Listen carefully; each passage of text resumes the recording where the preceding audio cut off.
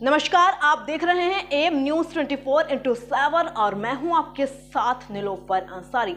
आइए नजर डालते हैं आज की ताजा खबरों पर। लखीमपुर खीरी जनपद के पौआ थाना क्षेत्र की पुलिस चौकी धाखेरवा के अंतर्गत गौरिया गांव पहुंची युवती की लाश।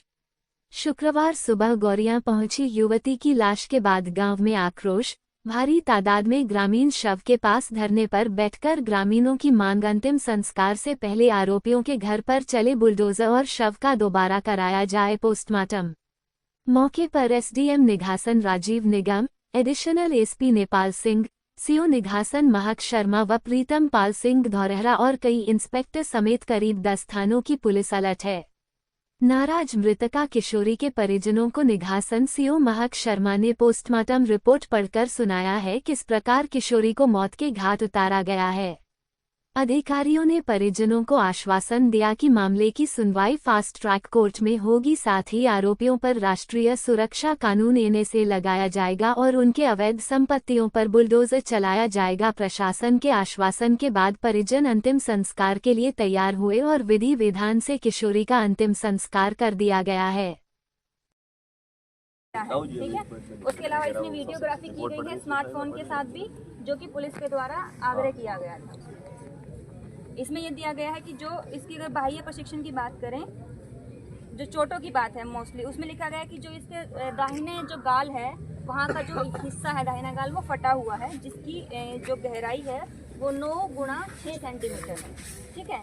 उसमें मतलब उसके जो टिश्यू हैं वो फट गए हैं दाहिने गाल में। उसके अलावा उसके पंक्चर वुंड है आधे सेंटीमीटर का उसकी नाक पे, जो नाक का ब्रिज होता है उस पे भी उसका।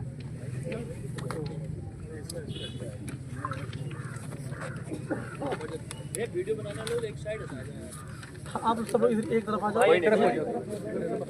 ठीक है। उसे फेस का इधर का हो गया, नाक का हो गया। उसमें लिखा है कि मल्टीपल लैसेरेटेड वुंड्स है on deep and left side of. ये लिखा है कि जो उसके सर पे भी हल्के से और गहरे जो फटे हुए उसके निशान हैं, हो सकता है जो भी कुछ हुआ होगा वहाँ पे, तो सर पे भी उसके घाव मिले हैं। उसके अलावा इसमें कान में से उसके खून आया था और उसके जो बायां कान था उसमें रेत भरा हुआ था। उसके अलावा जो उसका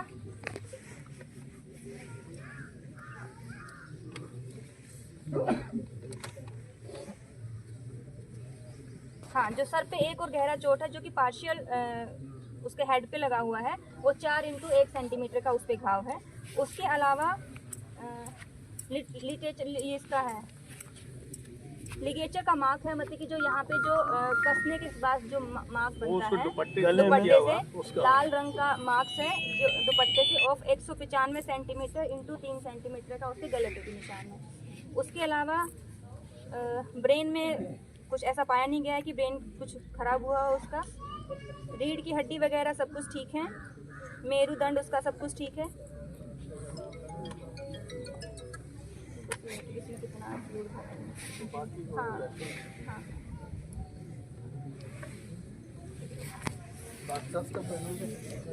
इसमें 3 मोहर लगी हुई हैं, जिसपे 1, 2, 3 जो पैनल है सबने मोहर लगाई है और वो है। और जो मृत्यु का कारण बताया गया है कि उसकी मृत्यु दम घुटने से हुई है।